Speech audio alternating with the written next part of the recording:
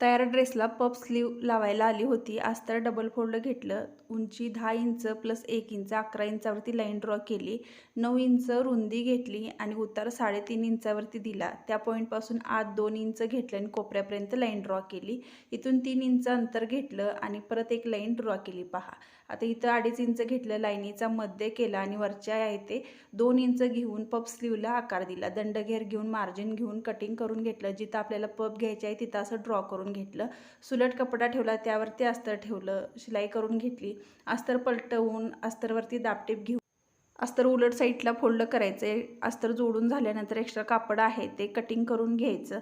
आता बाही एकामेकावर ठेवायची, मध्य सेंटर घ्यायचा. जिथून आपल्याला कट केला होता प्लेट घ्यायसाठी तिथून आपल्याकडच्या साईडला प्लेट घ्यायची मध्य सेंटरपर्यंत आणि मध्य सेंटर झाल्यानंतर समोर साईडला प्लेट घेत जायचं. 1 2 3 4 किती बसतील तितक्या प्लेट घ्या आणि आपली पफ स्लीव छान अशी तयार होते.